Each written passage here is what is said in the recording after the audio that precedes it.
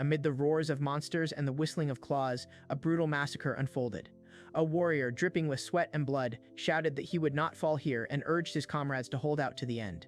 Then he stepped forward, parrying the blows of the creatures that lashed out at their ranks with fury. Meanwhile, the leader, clutching his sword as if fate itself depended on it, charged into the thick of the enemy. He ordered the others not to interfere and to leave the fight to him, even though the monsters pressed them from all sides. His movement was direct and inexorable, like a lightning strike. The captain, surrounded by flashes of fire, suddenly thrust his palm forward and the flames flared brighter. Bill called out to him, warning him of danger, and behind them, the enormous shadow of the monster froze, as if sensing the threat. The flames responded to its approach.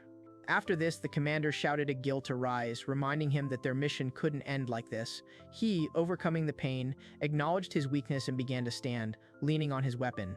The determination in his superior's voice seemed to restore his strength. He then noted that the captain had almost single-handedly slaughtered countless beasts, adding that such a sight was rarely seen. His words of recognition rang true, as the scale of what had been accomplished astounded even seasoned warriors.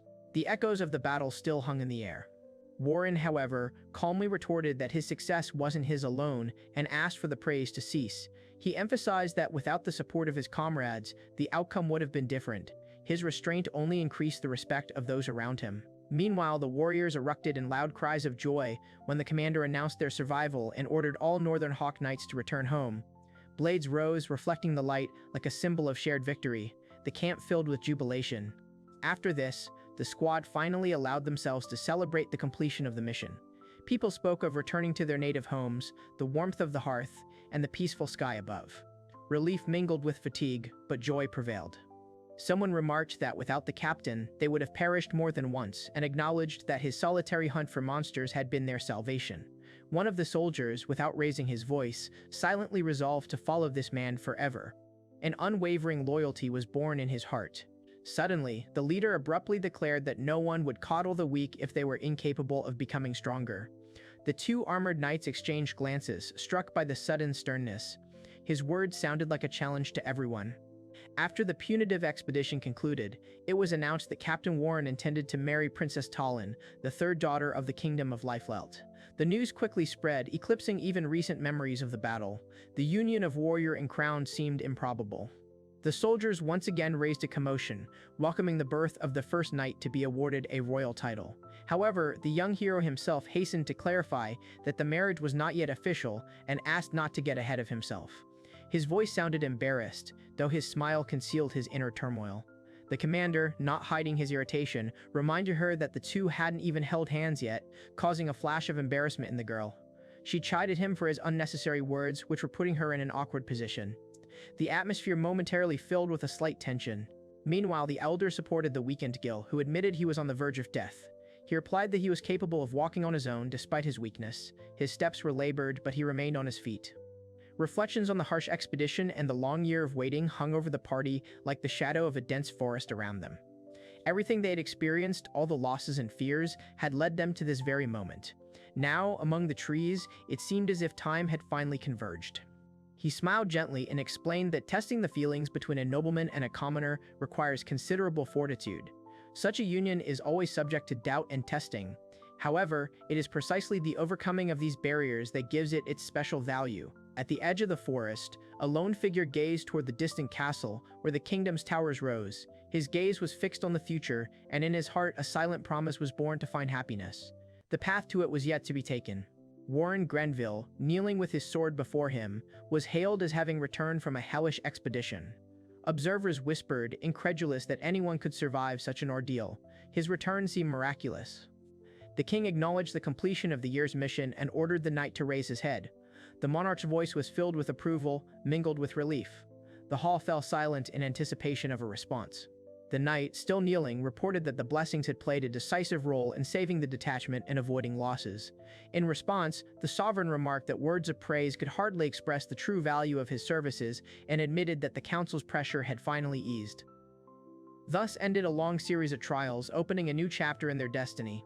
The king gently corrected the knight, noting that it wasn't quite so. He responded by clarifying that, to be precise, all but one had survived. A heavy silence fell over the hall, as if the words had been louder than any shout. Then the man with the stern gaze stepped forward and declared Warren was already dead. His fingers gripped the hilt of his weapon tightly, as if the sentence had already been pronounced. There was no doubt in his words, only cold determination. An armored guard warned them not to approach the throne, blocking their path. The monarch sharply demanded to know what they were talking about, and two guardsmen on either side raised their spears, ready for action. Tension filled the air. Meanwhile, the commander calmly ordered one to hold still and the other to read the document aloud. On the steps behind him, two armed warriors stood guard, their blades already drawn. The situation was rapidly spiraling out of control. Then a scene appeared before my eyes, Warren lying on the ground, his body pinned by crossed spears. It was reported that he had died unjustly in a duel during the assault on a barbarian fortress, and his family would be compensated and given consolation. The story was told dryly, as if it were not about a human being. The herald, sweat-drenched, announced the cancellation of the engagement to the third princess, Talon, and emphasized that that was it. His voice trembled, but his words were final. The decision was not up for debate. The commander stood, gripping his sword until his knuckles turned white, looking down, trying to comprehend what was happening. A sense of bewilderment was growing within him, but it found no outlet. Everything around him seemed absurd. The monarch asked the knight's leader if he had seen Talon, adding that perhaps it was even better that way. In response, he merely nodded, suppressing the excitement that gleamed on his forehead. His doubts were becoming increasingly clear. Someone quickly warned Warren not to let this go unanswered if he didn't stop. Another anxiously asked if something had happened to the princess. The question hung in the air, unanswered. The next moment, the commander abruptly shut one of the men's mouths, demanding to know if things had gone too far. He struggled, insisting that he had risked his life for the kingdom more than once. His protest sounded desperate. The armored warrior spoke bitterly of spitting blood and dragging his wounded body to slay enemies. The king, sitting confidently, remarked that he hadn't asked for thanks, as the castle was already filled with worthy men. The contrast between his words and his experiences was striking. The commander demanded to know what was being hidden from him and insisted the truth be spoken out loud. His voice brooked no argument. The moment had arrived when retreat was impossible. Meanwhile, elsewhere, men were celebrating noisily, raising goblets and snacking on roasted meat. They shouted merriment and toasted the northern hawks. Laughter and the clink of glassware filled the hall. One of them noticed that the captain was late, and the other, already drunk, called him a fool for forgetting, since the meeting only took place once a year. The feast continued as if the alarm had not existed. The muscular fighter, sitting on the bed with his sword by his side, guessed that the captain was probably spending time with the princess. He recalled that the third heir was considered an important secret at court. The thought of her seemed both sweet and dangerous. Then the serious man announced that Talon, having learned of her pregnancy, had become engaged to another man. The words were spoken without unnecessary embellishment, but their meaning was devastating. The silence grew heavy. Soon, armed soldiers surrounded a man, and several spears pierced his body. A cry of pain cut through the air, breaking the silence. The steel had done its work quickly. The knight commander gritted his teeth in pain as two armored figures approached him. One remarked that he didn't want to see him in such a pitiful state.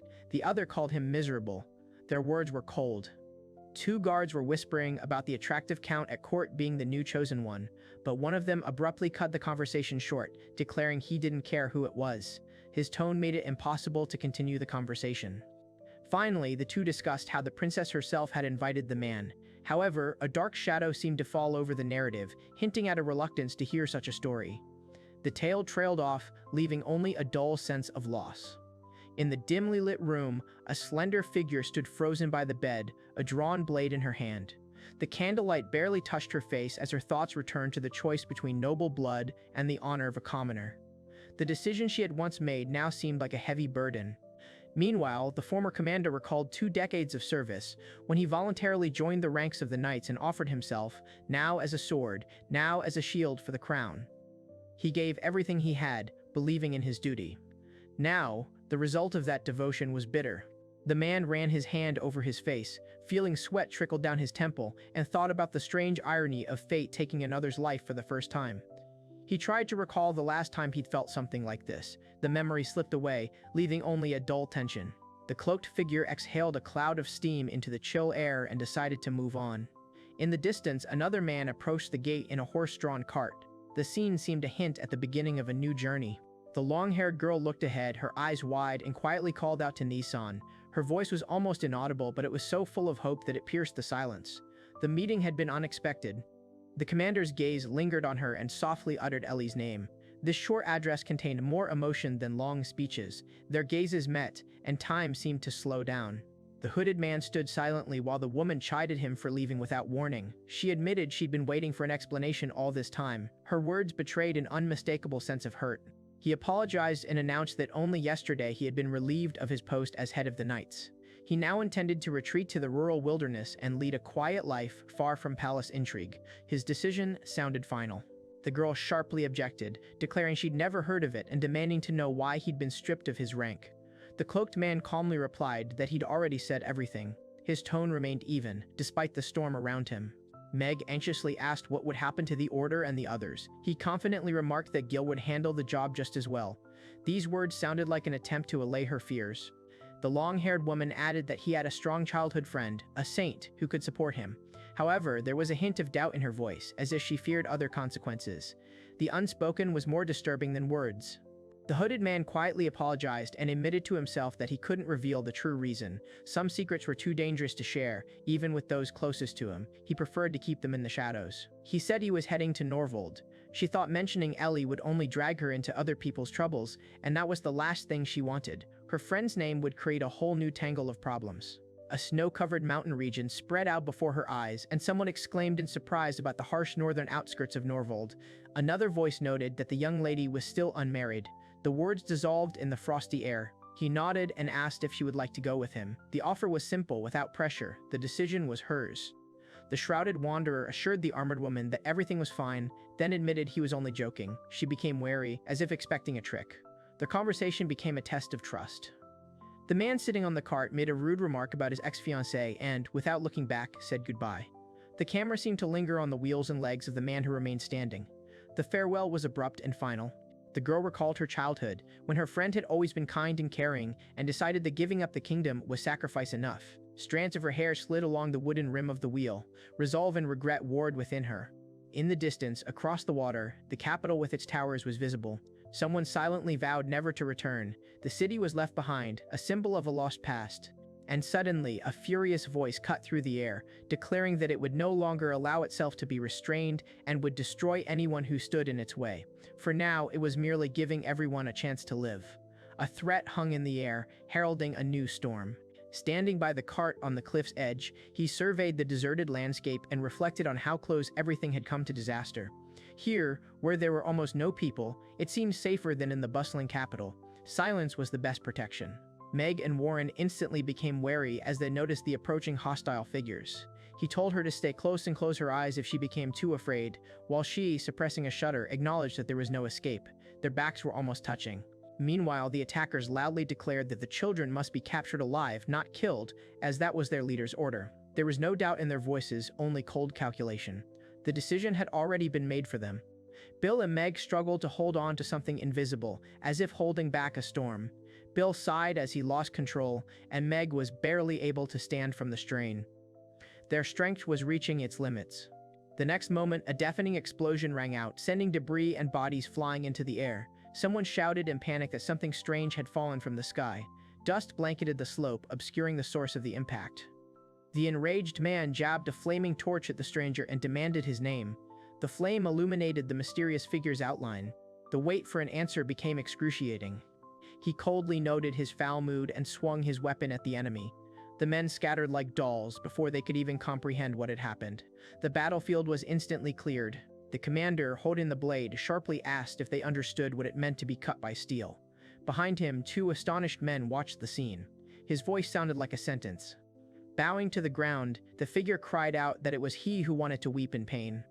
These words convey not only physical suffering but also a deep-seated resentment. The ground beneath him darkened with blood. Meg quietly remarked that everything reminded her of a story about a knight rescuing a princess, and Bill listened, speechless. In the distance, a bundled-up man whispered to someone not to die as they stood shoulder to shoulder, their silhouettes lost in the smoke. The girl rushed after the cloaked man, while Bill watched with admiration as the old man crushed an entire group with a single blow. She caught up with him and grabbed his hand, calling his name. Her fingers trembled. Bill, covered in sweat, recognized the familiar gaze and ordered himself to stop. Meg looked ahead, soft and trusting, but the hooded stranger asked if they were brother and sister and warned against trusting strangers. The warning was serious. Meanwhile, the woman strode swiftly through the majestic hall, hurling harsh words at flatterers and sycophants. She then approached the man, expressing a desire to see him and caution about touching him. He immediately recognized the princess before him. She asked him to call her Talin, not her title, and he laughed, noting he had no choice. He then added that he was currently preoccupied with military supplies amidst turbulent political and financial intrigue.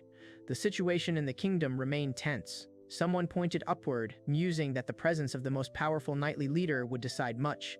His voice carried a note of hope for a lost support. His name wasn't spoken, but it was clear who he was talking about. The long-haired woman dismissed the memory of a boring man who had died a miserable death and addressed Warren directly. Her words were laced with cold mockery. The past meant nothing to her. He, flushing slightly and sweating, asked hesitantly if she would like to go with him. The offer was quiet, almost timid. There was a hint of hope in it. When the knight's commander inquired if they had finally arrived, he was told to remain silent, as almost a month had passed without a living soul in this desolate land. The landscape around them remained lifeless. Fatigue was mounting. One day, returning from a mission on the brink of death, he heard a warning not to rock the wagon. Another voice noted that they were getting close according to the map and asked if the house ahead was their destination. The tension gradually gave way to anticipation. Finally, they set foot on a new land, where one joyfully declared it his future possession, and the other acknowledged his journey was complete. However, these words concealed the truth. He had lost everything and was exiled from the kingdom. Thus began his other story. Warren surveyed the spacious halls and noticed that the place was vast, but neglected and reeking of damp. Two girls, their eyes wide, slowly looked around, taking in every detail. Their footsteps echoed loudly in the empty corridors. It soon became clear that the kingdom had granted him Norvold, a barren plot of land with a dilapidated mansion that was only formally considered a noble estate. The surrounding land looked abandoned and lifeless. It was more of an exile than a reward. Meg firmly declared that she would get to work immediately and grabbed her broom. Warren and Bill exchanged glances, after which the elder ordered the young man to join in, as they weren't about to stand idle either. The girl was already racing ahead, kicking up dust. The commander slung his hoe over his shoulder and announced it was time to clear the area. Meg coughed at the window and noted that only half an hour had passed, but she was reminded that she couldn't stop once she'd started. There was more work to do than expected. He decided to plow the vast area and turn it into a field. The girl, surveying the space, was amazed by its size. A task requiring patience lay before them. Raising his hammer with confidence, the man suggested putting dark memories behind them and getting down to business in earnest. His voice was cheerful, as if the very air around them had become lighter. Beginning a new stage required determination. Thus began the second life of the formerly most powerful knightly leader, the point where destruction gave way to renewal. The turning point was clear, from battle to labor, from loss to creation. Within these walls, a different history was born. Meanwhile, the young man furiously swung his wooden sword at his instructor, shouting a challenge. He calmly prepared to receive the blow, while the girl watched the training from a distance. The sound of wood clanging echoed throughout the courtyard. Bill continued to attack with a determined expression, trying his best to reach his opponent. Warren called out to Meg and told her not to stand idly by, but to watch attentively and learn. The instruction was stern but not unkind. Both girls soon approached their older brother, asking him to teach them blade work and the basics of magic. Their voices were insistent, their desire to become stronger was undeniable. A month ago, he'd accidentally saved these children's lives, and now he recalled that day with a wistfulness. The event flashed back in his memory, vivid as a flash. Then everything changed. 14-year-old twins Meg and Bill stood confidently, weapons in hand. They looked neat and dignified despite the loss of their parents, and they were searching for the strength to survive on their own. Their determination was not childish. The commander proposed a deal. He would teach them the basics of swordsmanship and magic if they helped around the house. Bill would be assigned the heavy labor, Meg the chores, and he asked if this exchange was acceptable. The terms sounded fair. He decided not to ask too many questions for now, understanding that everyone had their secrets. Then the mentor poured himself a drink, and Meg hesitantly tried to add something else. There was a hint of caution in her voice. The girl, slightly embarrassed, promised to try her best with the night duties, even though she had no experience. Bill reacted sharply and splashed water in surprise. An awkward silence hung in the air. She hastened to reassure him, but the man coughed and emphasized that he had no intention of getting involved with children in such a way. His words were firm, without innuendo. The misunderstanding was quickly cleared up. Meg, fire in her eyes, extended her hands toward the glowing clumps of energy and declared her readiness. The light reflected softly on her face. In that moment, she looked different, more mature. Warren stopped the session and praised their combined attack, noting clear progress.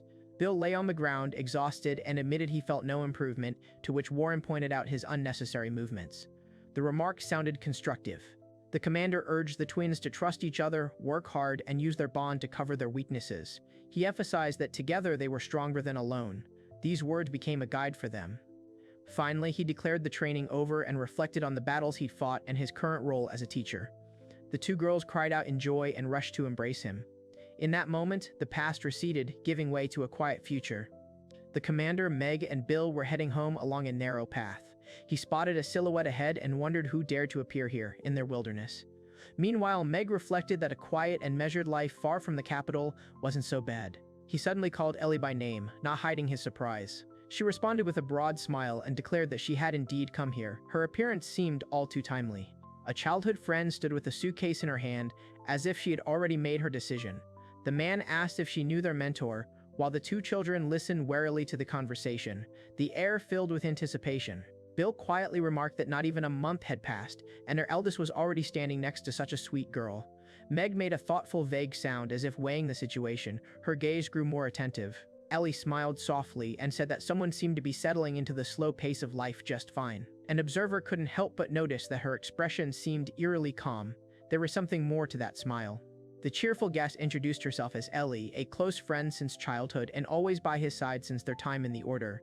She explained that the others were his students. Her words were light, but there was a sense of firmness to them. Bill quickly stated his name, Meg followed with a polite bow, and the commander cheerfully remarked that he was glad to cooperate since they had been saved from danger. His tone was friendly, but his gaze remained watchful. The atmosphere grew more crowded.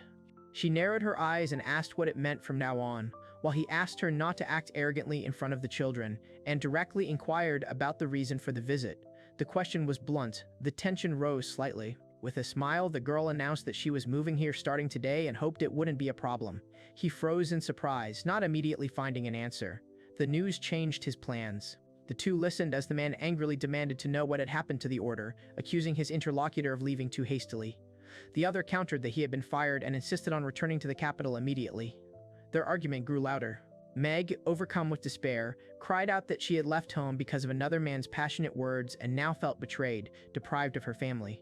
He looked at her in horror, realizing the gravity of the accusation. Emotions overwhelmed everyone. One vehemently denied the accusation of becoming a villain, while the other coldly expressed disappointment and disgust, declaring that such behavior was unacceptable. Her words were delivered without a shriek, but they hit home. The room grew crowded with unspoken thoughts. Meg demanded to know why he had deserted the army and why he had been declared dead. She recalled the unrest in the capital over the death of the knight's leader. The silence before his answer seemed interminable. Then the girl confessed to being betrayed, and Warren listened to her seriously and informed her that the princess was already pregnant with another man's child. The words were heavy. The truth hurt. He leaned on the table and admitted he wished he could call it all a lie. She turned away and quietly repeated that such a thing was impossible. Mistrust gave way to painful realization. He explained that pregnancy during the engagement would have resulted in a huge scandal, so the officials and the council decided to declare him fallen and marry her to her lover, the Count Palatine. The decision was a cold calculation. Fates were rewritten without regret. She flared with anger and declared that she would not forgive those who had used a human being as a sacrifice for convenience. Her gaze burned with determination. Injustice demanded an answer. The young man remarked that this was no reason to lose his head, while the two silently watched from behind the door. The boy quietly asked Ellie to calm down so as not to wake the children. The atmosphere was growing tense.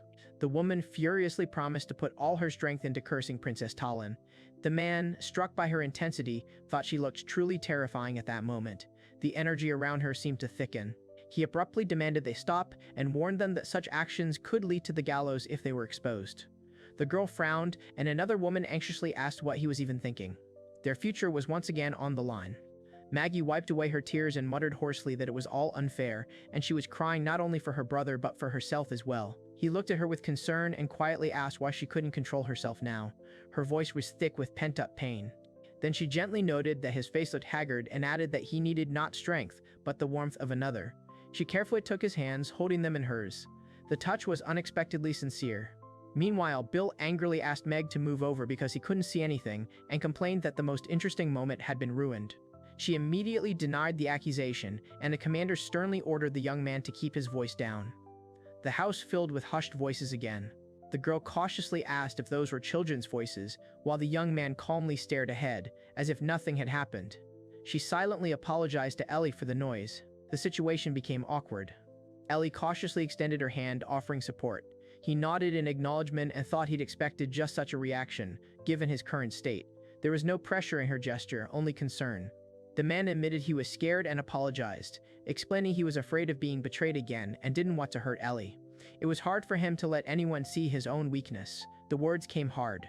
Ellie responded with a warm smile and suggested they move on, not dwelling on the past. He couldn't help but wonder if the princess had ever smiled at him so sincerely. The thought struck him as painful. At that moment, something collapsed at the entrance, and everyone turned around. Someone assumed it was a person, while another remarked that they weren't going to get any peace. A sense of unease wafted from outside. As they approached, they saw a girl with fox ears and a tail lying motionless. One explained that she belonged to the fox people, while the other realized with astonishment that she was a real fox girl. The situation became even stranger. Foxmen, they explained, are distinguished by their bushy tails and large ears, and the commander sternly clarified the term half-fox. His voice sounded confident, as if he knew more than anyone else. The stranger's appearance aroused suspicion. The fox girl lay exhausted, covered in sweat, barely breathing. The question arose, why was a representative of a people who supposedly hated humans here among them? No one knew the answer. The commander abruptly declared that she urgently needed pain relief and treatment, as the wounds were too deep and she couldn't be left. Someone on the sidelines immediately agreed without hesitation. The decision was made instantly. But suddenly the young man cried out. The fox girl darted toward him, her gaze wild. The attack was swift. The calm vanished. Bill was startled when the creature grabbed him, and Meg and the other girl panicked when they realized the stranger was alive.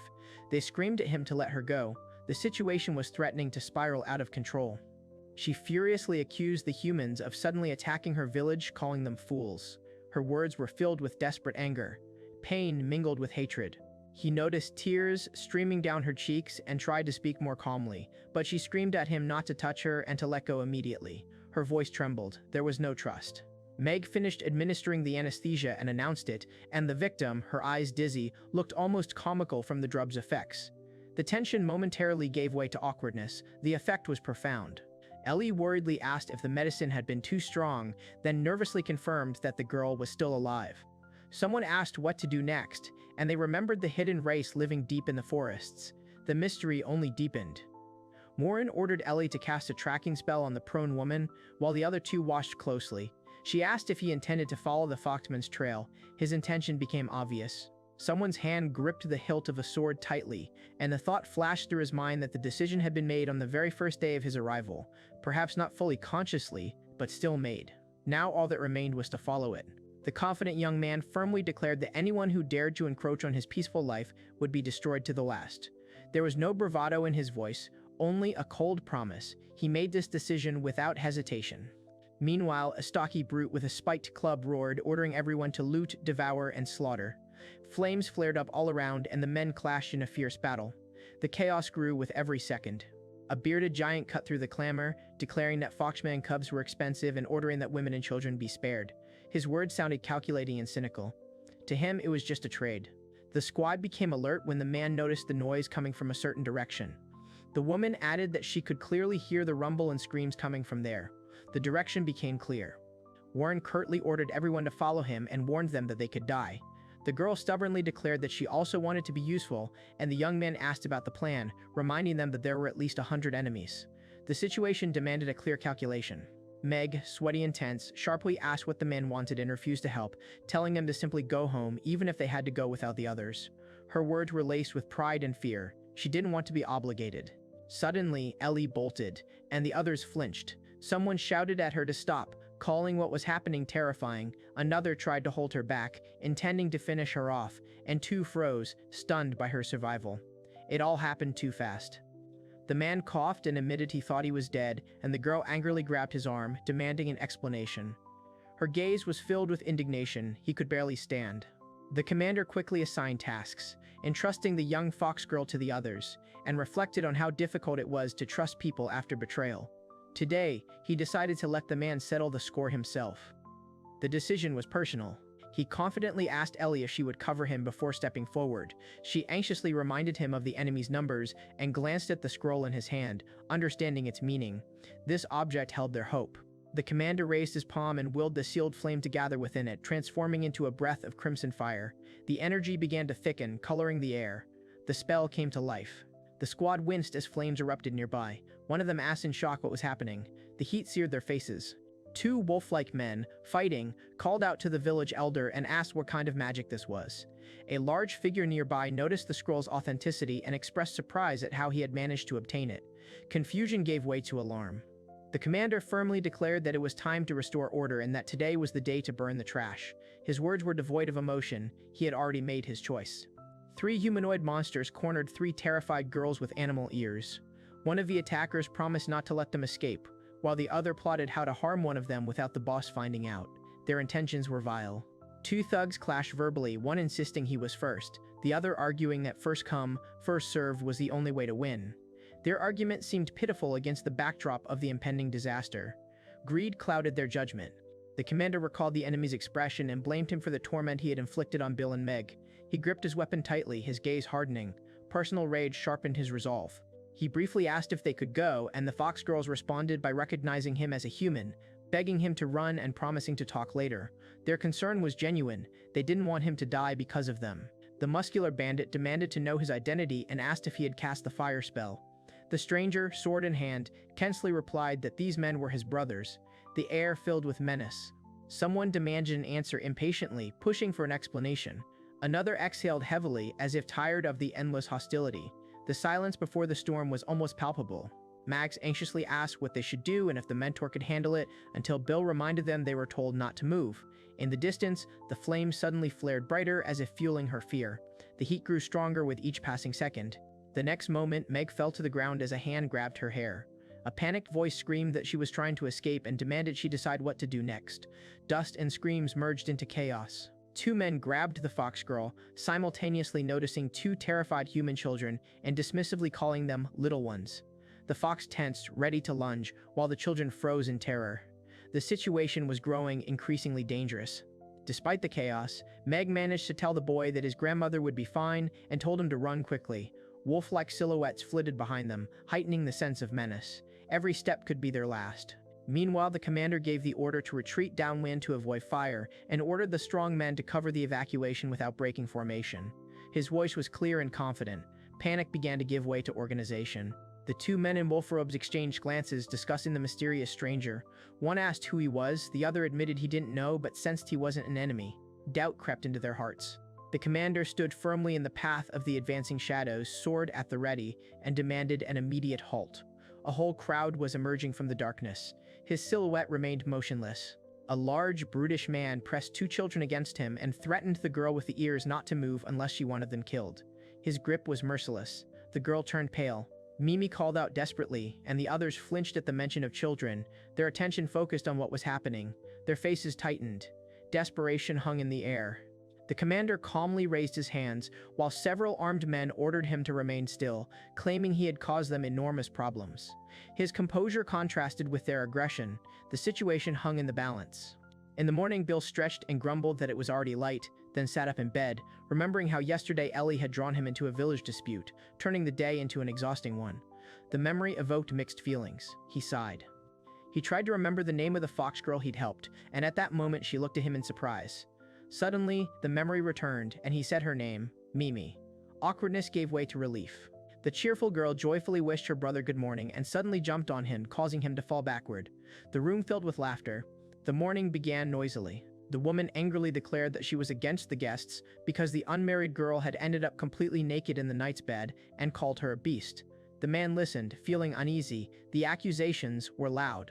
The confident fox girl stretched and placed her hands behind her head, smiling as she remarked that kitsune women only opened up to their loved ones, explaining why Dan-kun was special. Her tone was playful, the hint clear. At the table, one girl challenged another to a bet, offering to take Dan-kun away, and the boy, in the heat of the moment, asked if he could kill her. The man calmly urged them to cool down, noting that they were overstepping their bounds. Tensions flared again. He thought that everything had been too tense since yesterday, and that fighting monsters was calmer than watching this adult squabble. He didn't want the children to see that side of life. Fatigue showed on his face.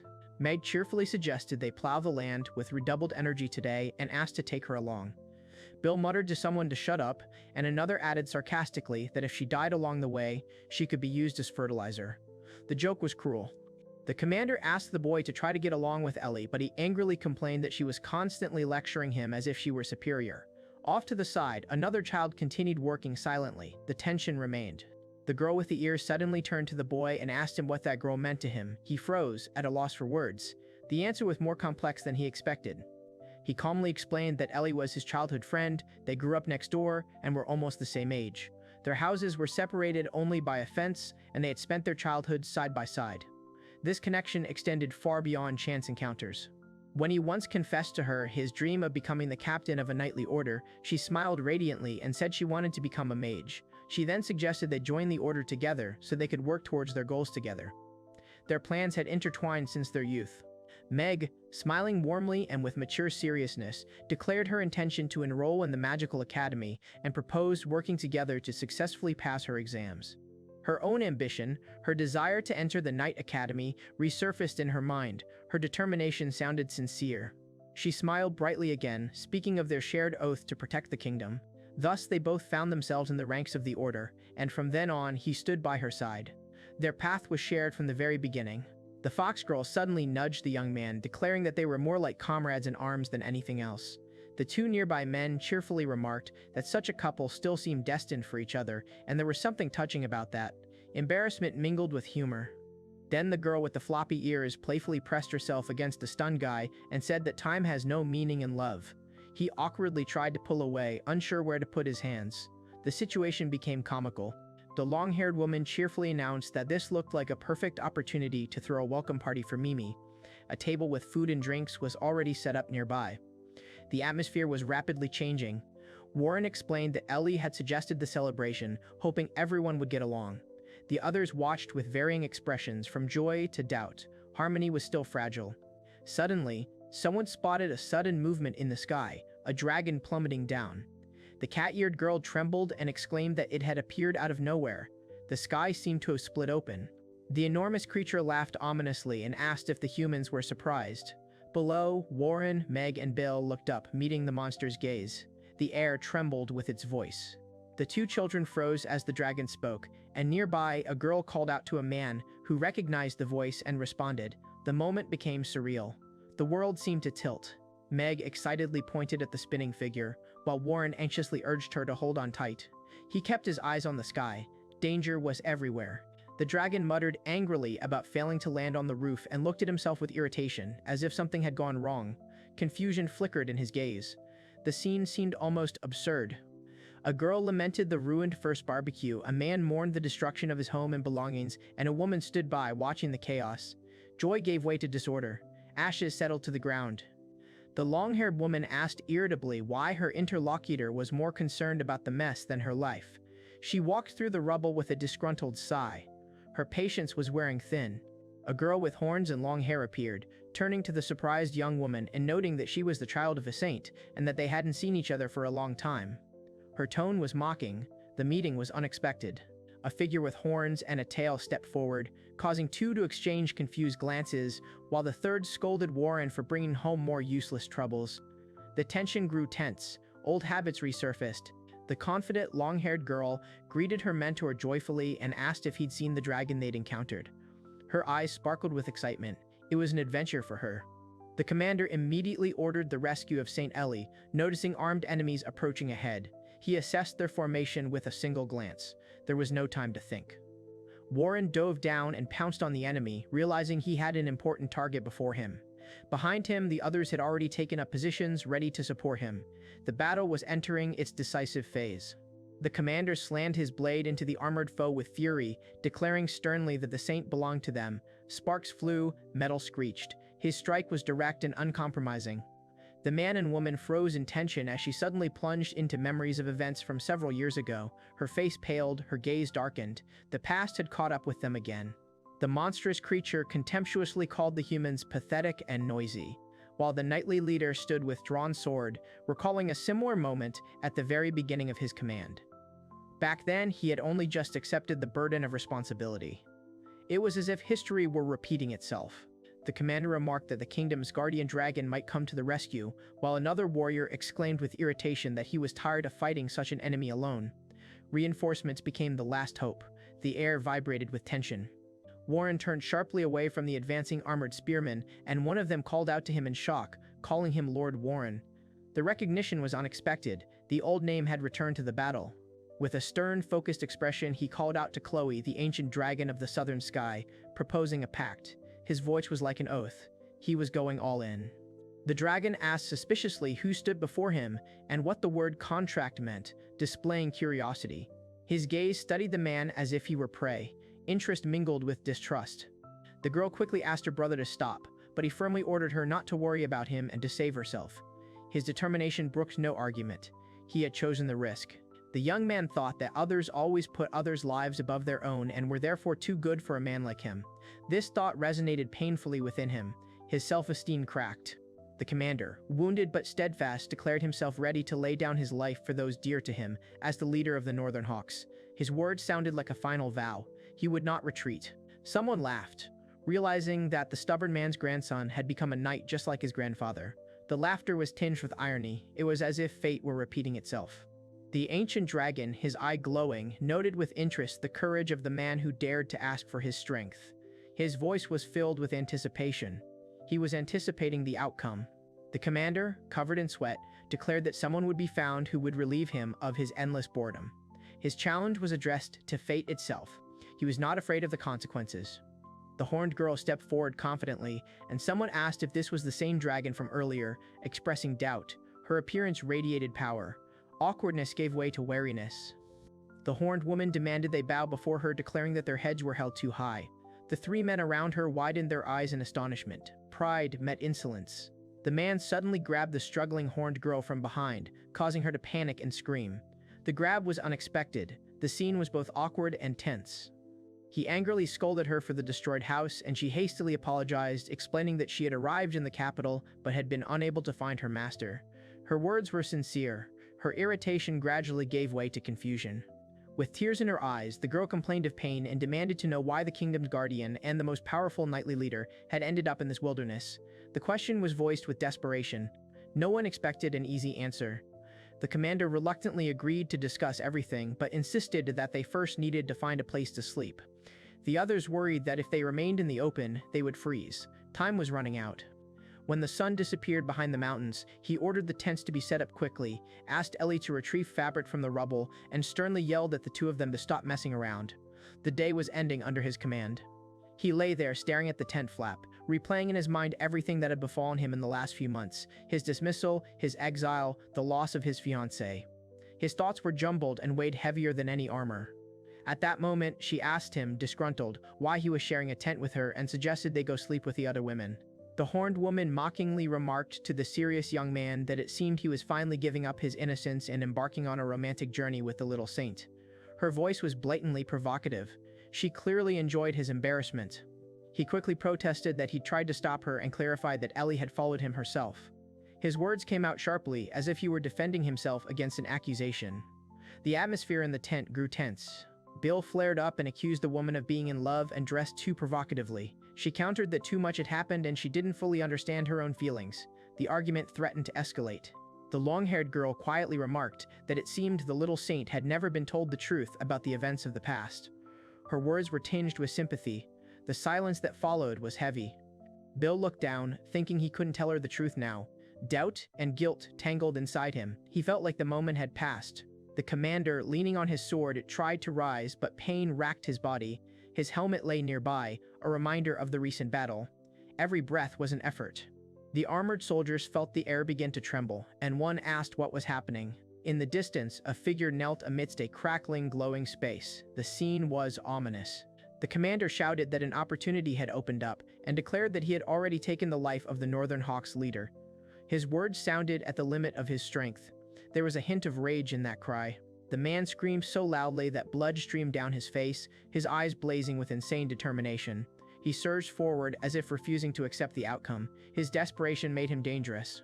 The dark-haired man watched silently, stunned. The blonde man couldn't hide his amazement, and the third one pondered how the commander had managed to tear through the armor with his bare hands.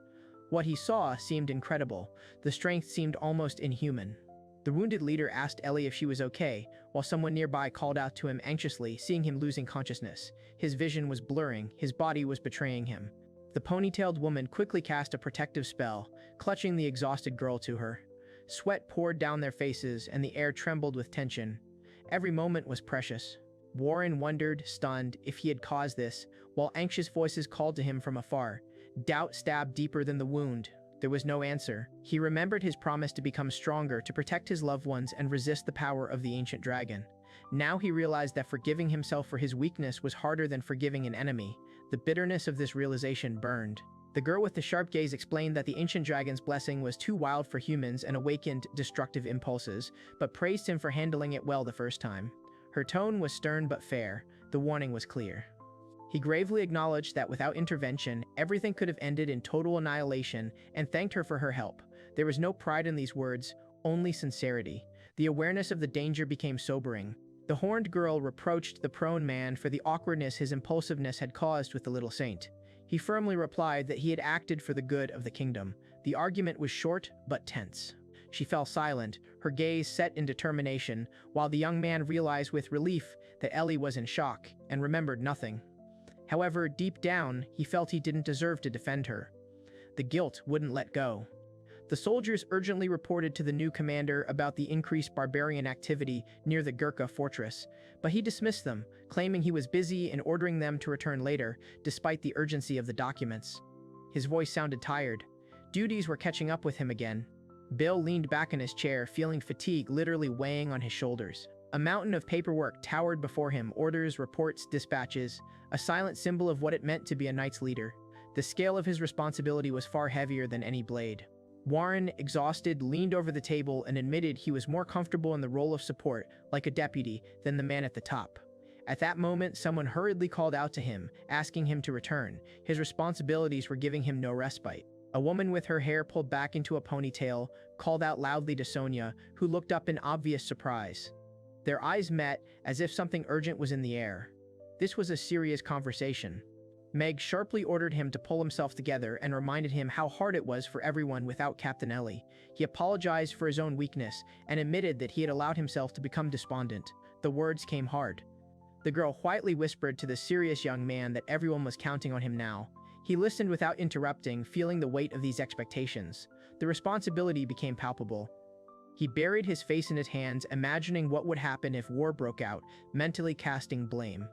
Meanwhile, from afar, she cheerfully urged them to try their best. The support sounded sincere, but the anxiety didn't subside.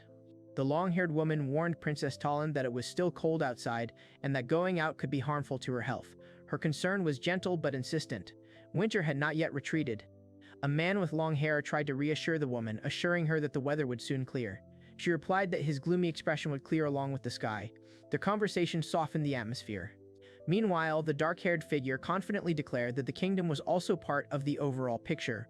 These words hinted at a larger plan. The stakes were greater than personal destinies. The woman thoughtfully noted that now was the time to heal the wounds of the heart, a brief respite before a new storm. The world seemed fragile. The calm felt temporary.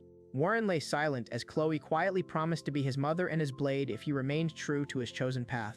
The image of his grandfather, the knightly leader whose shadow still lingered with him, surfaced in his mind. The legacy weighed on him and supported him at the same time. The rain continued to pour, as if expressing a hidden unease, showing no sign of stopping. He lay motionless, his eyes reflecting a calm yet anxious depth. The internal storm continued unabated. Later, the group stood in front of a new house on the borderland of Norwalt. The man proudly announced that his new home was finally finished, while the others looked on in admiration. It became a symbol of a beginning. The foxman thanked the man for saving him and acknowledged the skill of his people, then entrusted Mimi to him, asking him to care for her. His fellow tribesmen stood behind him, watching closely. The trust proved significant.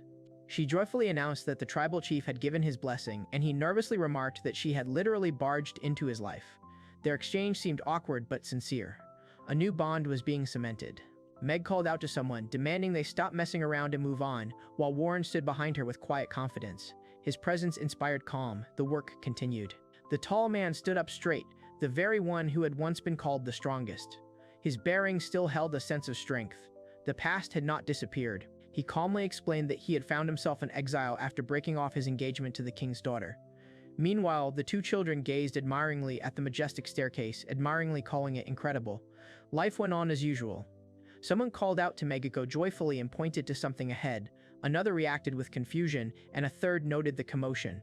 Their home stood in the background, the center of this new story.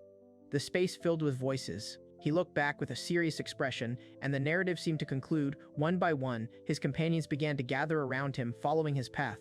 His loneliness gradually dissolved. A new chapter had already begun. She smiled softly, while he stared ahead with a serious expression. Events unfolded one after another, giving them no respite. Their lives seemed to accelerate, pushing them toward new changes. Soon, two horned women appeared and respectfully greeted him as their master, adding that the boss had sent them here after hearing he had settled nearby. He shuddered in surprise and called them by name, not hiding his astonishment. The past was catching up with him again. The girl worriedly asked where Chloe was, reminding him that she had been nearby just a moment ago. The man frowned and also inquired about her whereabouts. Her disappearance alerted everyone. The sharp-tongued, fanged girl angrily ordered them to stop clinging to her head and explained that the other two had intercepted her on their way to run errands. Her voice was thick with indignation. The situation seemed chaotic. The horned girl calmly declared that from now on, they would live together and were counting on him. He froze, unsure how to react, while the long-haired companion politely apologized for the intrusion. His house was once again filling with new inhabitants.